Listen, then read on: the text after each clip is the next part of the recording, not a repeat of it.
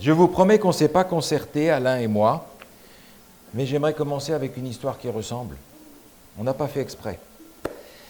C'est l'histoire d'un grand prédicateur, il y a déjà des années en arrière, qui avait été faire une grande campagne d'évangélisation des réunions à Londres.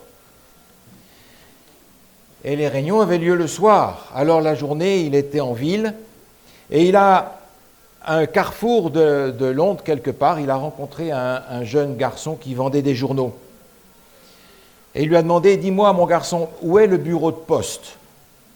Alors le garçon lui a dit, vous descendez cette rue, 3 blocs plus loin, vous tournez à gauche et vous avez le bureau de poste qui est juste là. Ah, très bien, merci, mais tu m'as l'air d'un garçon vraiment intelligent, hein ? Le garçon l'a regardé, se demandant qu'est-ce qu'il voulait dire. Et il lui dit, mais est-ce que tu sais qui je suis ? Il a levé les yeux, il dit non. Mais écoute, je suis cet évangéliste-là qui est en ville maintenant, je fais des conférences, tu devrais venir. J'explique le chemin pour aller au ciel. Le garçon lui a dit, mais tu ne sais même pas le chemin pour aller à la poste et tu veux me montrer le chemin pour aller au ciel ? Vous comprenez bien qu'on ne peut donner que ce qu'on a. Et le chemin du ciel, ça fait des milliers d'années que les gens le cherchent. Le jeune homme riche avait déjà demandé à Jésus, qu'est-ce que je dois faire pour être sauvé ? Qu'est-ce que je dois faire ? Il ne lui a pas demandé qu'est-ce que je dois être, il a demandé qu'est-ce que je dois faire pour être sauvé. Et ça, c'est une préoccupation que nous avons tous jusqu'à ce qu'on se dise, de toute façon, il y a tellement de recettes pour être sauvé que moi, je vais faire ma recette à moi aussi. Et il y a des gens qui vont décider qu'ils ont leur système à eux pour être sauvés. Il n'empêche qu'il y a ici, dans ce livre, quelque chose qui nous a été révélé, par lequel Jésus essaye de nous faire comprendre, dans l'Ancien comme dans le Nouveau Testament, qu'il y a un chemin, une vérité et une vie éternelle. Et il en est le seul dépositaire. En réalité, il est la vie, il est le chemin. Autrement dit, comme on l'a vu ce matin dans la prédication, il n'y a pas 36 solutions. On est contraint, si on veut avoir la vie qui dure toujours, on est contraint de prendre le plan que Dieu nous a donné. Ce plan est assez déroutant pour certains. Je pense à cette dame qui s'entretenait avec un prédicateur et le prédicateur l'invitait à être baptisé. Elle a dit, écoutez, pasteur, moi ça suffit, j'ai déjà été baptisé 3 fois, ça ne marche pas. Alors le pasteur lui a demandé, mais c'est quoi qui ne marche pas ? Ben, je continue à être tenté, je continue à faire des bêtises, ça ne marche pas votre affaire. En fait, elle pensait que le baptême, c'était comme un vaccin. Hein, on parle de vaccin ces temps-ci, hein, je ne sais pas si ça marchera mieux, mais elle pensait que c'était un vaccin et que vacciné, le problème était résolu. Alors, ceux d'entre vous avec qui on a eu la chance, la grâce d'étudier la Bible ensemble, je vous ai déjà dit, à partir du moment où vous choisissez d'être baptisé, et après, attendez-vous à avoir tous les malheurs du monde. Parce que le diable veut absolument vous faire regretter le choix que vous avez fait. Et il attend que vous disiez bien fort, mais ça allait bien mieux avant. C'est bien pire maintenant. Et vous entendez parfois des gens qui disent « Ah ben depuis que j'ai dans l'église, j'ai plein de problèmes. » Ben oui, mais ça on le savait d'avance. Si tu marches sur le terrain de l'ennemi, tu t'attends à quoi ? Que ça aille mieux ? Non. Alors, la stratégie de l'ennemi, c'est justement d'essayer de vous faire regretter votre choix. Et si vraiment ça ne marche pas, alors attendez-vous à ce que tout aille à merveille. Ou bien il va vous persécuter, ou bien il va vous faire dérouler le tapis rouge. Tout va bien. Et quand tout va bien, qu'est-ce qu'on fait ? Ben, quand tout va bien, on a plutôt tendance à se débrouiller tout seul. On a plutôt tendance à prier moins. On a plutôt tendance à vouloir avancer, progresser dans la vie et puis mettre le Seigneur de côté puisque ça marche. Je n'ai pas besoin de lui. N'est-ce pas? C'est comme ça que ça fonctionne. Alors, j'aimerais vous avertir. Attendez-vous à voir tous les problèmes du monde jusqu'à ce que, fidèle et résistant, le diable emploie l'autre méthode qui est souvent plus efficace. Maintenant, le baptême, qui est le système que le Seigneur nous a donné pour entrer dans le royaume des cieux, pour être sauvé, est quelque chose d'assez déroutant. Parce que quand on est baptisé, on apprend qu'on est pardonné de nos péchés. On apprend aussi que le Seigneur va nous donner son esprit dans une mesure particulière. N'est-ce pas? Seulement, il y a là-bas dans le fond un petit bébé. Il est presque tout neuf. Vous entendez des petits bruits par-ci, par-là, il y en a quelques-uns qui sont des petits bébés. Est-ce qu'ils ont commis des péchés? Non. Est-ce qu'ils vont mourir? Oui, si Jésus ne revient pas avant. Donc, s'ils meurent, c'est qu'ils sont pécheurs. Ça veut dire qu'on est pécheur même quand on ne commet pas de péché? N'est-ce pas? Alors, vous rencontrez dans la vie des gens qui disent, écoutez, la religion, ça, c'est pour les vieilles femmes. Hein? Moi, je ne trompe pas ma femme, je paie les impôts, je donne aux organismes de charité, je fais du bien à mes voisins, on n'a rien à me reprocher. Donc, moi, le paradis, c'est pour moi, je n'ai pas besoin de la religion pour ça. Le seul problème, c'est que ceux qui disent ça ne se rendent pas compte qu'ils sont condamnés à mort comme le petit bébé qui n'a pas fait de bêtises.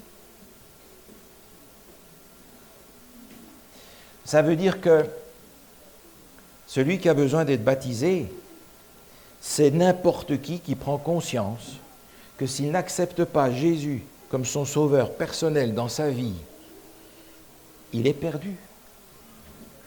Alors je sais, on a mentionné ce matin le larron, le bon larron sur la croix, comme on l'appelle, le bon méchant. Mais le bon méchant, il n'a pas eu l'occasion de faire autrement.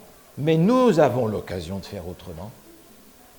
Et il en est certain, peut-être d'entre vous, qui sentent dans leur cœur que le Seigneur les appelle à avancer, mais pas simplement en cachette, parce que le jour où vous êtes mariés et que vous étiez amoureux fou de votre femme et de votre mari, vous avez fait ça en cachette pour que personne ne le sache. Difficile, hein? Mais en fait, le baptême, c'est un peu la même chose. Que tout le monde sache que j'ai accepté Jésus comme mon sauveur personnel parce que je sais qu'en lui, j'ai la vie éternelle. Regardez ce texte, si vous avez vos Bibles, dans la première épître de Jean, chapitre 5. Première épître de Jean, chapitre 5. Il y a là une promesse extraordinaire. Elle est au verset 13. Première épître de Jean, chapitre 5, le verset 13 dit ceci. « Je vous ai écrit ces choses, dit l'apôtre Jean, afin que vous sachiez que vous avez la vie éternelle, vous qui croyez au nom du Fils de Dieu. » Le texte ne dit pas « vous aurez la vie éternelle », vous avez la vie éternelle. Parce que le Seigneur, à partir du moment où vous êtes baptisé, ne vous regarde pas comme vous êtes, il vous regarde au travers de Jésus. Parce que nous dit l'apôtre Paul dans l'épître aux Colossiens, vous êtes cachés derrière Jésus. Et quand Dieu vous regarde, il ne vous voit pas vous, il voit Jésus. Alors évidemment, quand on voit nos vies, on se demande comment on va être sauvé. Parce que des erreurs, des bêtises, des fautes, des chutes, on en a et on en a et on en a encore. Et vous allez probablement en avoir pire encore dans les semaines qui vont venir parce que vous avez été baptisé en disant « mais ça ne sert à rien ce que j'ai fait ». Le Seigneur a prévu une sortie de secours. Dans un petit livre que j'aime beaucoup et que j'ai lu je ne sais pas combien de fois, qui s'appelle Vers Jésus, je trouve ce paragraphe qui résume exactement ce que je trouve dans mon Ancien Testament et en particulier sous la plume de l'apôtre Paul. Jésus nous a préparé une issue. Il a vécu sur la terre au milieu des mêmes épreuves et des mêmes tentations que nous. Il a vécu sans péché. Il est mort pour nous et maintenant, il s'offre à prendre sur lui nos péchés et nous donner sa justice. Si vous vous donnez à lui et si vous l'acceptez comme votre sauveur, quelque coupable que votre vie ait pu être, vous êtes, à cause de lui, considéré comme juste. Le caractère de Jésus-Christ est substitué à votre caractère et vous avez accès à Dieu tout comme si vous n'aviez jamais péché. Mais vous imaginez ce que ça veut dire? Alors, ce paragraphe, je l'aime bien parce qu'il résume très bien ce que l'on a dans le Nouveau Testament et je vous propose de regarder dans l'Épître aux Romains, au chapitre 3, quelques versets qui mettent dans une capsule la même notion. Romains chapitre 3, le verset 23. Romains 3, verset 23. Car tous ont péché. Donc c'est simple, on est tous dans le même bateau. Tous ont péché et sont privés de la gloire de Dieu. Si on s'arrête là, mes amis, c'est fini. Mais le texte continue et nous dit, c'est le verset 24, et nous sommes, et ils sont, gratuitement justifiés par sa grâce, par le moyen de la rédemption qui est en Jésus-Christ. C'est comme s'il avait pris un stabilo jaune, rouge, vert et qu'il avait essayé de souligner que le don du salut, c'est un don gratuit, justifié, rédemption, grâce, c'est des mots différents, il y a des nuances, mais en tout, ça veut dire la même chose. Cette vie éternelle, Jésus nous la donne. Vous la voulez? Écoutez, je crois que Jésus revient bientôt. Ça fait longtemps qu'on en parle. Mais les signes des temps se multiplient. Est-ce qu'on sera vivant quand il va revenir? Parce que le Seigneur est toujours beaucoup plus patient que nous, vous le savez. Mais de toute façon, que Jésus revienne ou qu'on doive partir d'une manière ou d'une autre, le Seigneur voudrait qu'on soit prêt pour son retour. Et que nous puissions être devant lui, cachés par Jésus. Qu'est-ce qui nous attend dans l'avenir? Personne ne sait. Vous savez, la vie est pleine de surprises. Des grandes surprises parfois. Donc on a meilleur temps de comprendre que quand le Seigneur nous appelle, c'est le moment de répondre. C'est le moment d'accepter que Jésus soit notre sauveur et d'accepter son mode d'emploi pour être sauvé. Il n'y en a pas 36, il n'y en a qu'un. Il n'y en a qu'un, et je crois que le Seigneur Jésus nous fait cette grâce aujourd'hui d'être toujours à notre disposition, à la disposition de tous ceux qui l'appellent.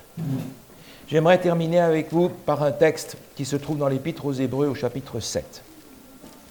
Épître aux Hébreux, chapitre 7, il est question de Jésus, et il est dit « C'est aussi pour cela que Jésus peut sauver parfaitement ceux qui s'approchent de Dieu par lui, étant toujours vivants pour intercéder en leur faveur. » Le Seigneur nous offre sa grâce encore et encore et encore. Et je crois que c'est le moment ou jamais de la saisir. On a ici 15 jeunes et moins jeunes qui ont dit « ça suffit maintenant de courir dans tous les sens, on va accepter la grâce que Jésus nous donne et on va accepter d'être sauvés en Jésus-Christ. » C'est un témoignage puissant qu'ils sont en train de donner aujourd'hui. Et si nous sommes là aujourd'hui, c'est parce que nous voudrions que cet évangile éternel, cette bonne nouvelle du salut que Jésus nous donne, parce qu'on ne le mérite pas, qu'il nous offre parce qu'on ne peut pas le gagner, cette bonne nouvelle, on voudrait qu'elle se répande dans le monde aujourd'hui. On ne veut pas être tout seul quand même dans le paradis. L'Apocalypse nous dit qu'il y aura un nombre de gens incalculable, une foule que personne ne peut compter. Ça veut dire que tout au travers des âges, des hommes, des femmes et des jeunes auront rendu témoignage de Jésus-Christ auprès de ceux qui sont autour d'eux et qui seront avec eux dans la vie éternelle. Nous ne pouvons pas nous permettre aujourd'hui de mettre Jésus de côté et d'attendre que ça aille mieux. Parce que ceux qui pensent que ça va aller mieux sont bien gentils, mais ils sont naïfs. Ça ne va pas aller mieux. Lisez votre Bible. Donc s'il y a un jour, un moment où il nous faut recevoir le Seigneur Jésus dans notre cœur, c'est aujourd'hui. Et je vous propose simplement d'incliner la tête. Nous allons prier ensemble. Seigneur notre Dieu, nous voulons te louer et te remercier pour ton immense patience envers chacun d'entre nous. Tu attends, tu nous appelles, et tu sais combien nous sommes tentés de continuer nos affaires, de continuer nos études, de continuer notre travail, de continuer ce qui, à nos yeux et aux yeux de nos contemporains, est peut-être important. Mais Seigneur, tu nous appelles, et nous voulons répondre parce que nous n'avons pas d'autre sauveur que toi. Nous savons que tu es la vie éternelle et cette vie éternelle, tu veux nous la donner. Tu ne veux pas la forcer sur personne d'entre nous. Tu voudrais qu'on l'accepte en nous souvenant de ce qu'elle a coûté, cette vie éternelle. Elle a coûté ton sacrifice, Seigneur Jésus. Et c'est vrai que les sacrifices que nous faisons ici-bas, les sacrifices auxquels tu nous appelles sont bien maigres à côté de celui que tu as fait pour que nous puissions être sauvés et avoir aujourd'hui l'assurance que quand tu reviendras, nous serons avec toi pour l'éternité dans un monde où le mal, le péché, la mort, la souffrance et la maladie n'existent plus. C'est une promesse que tu as faite. Et nous attendons, Seigneur, que tu la réalises et que chacun d'entre nous soit prêt pour ce jour-là. Au nom de Jésus. Amen.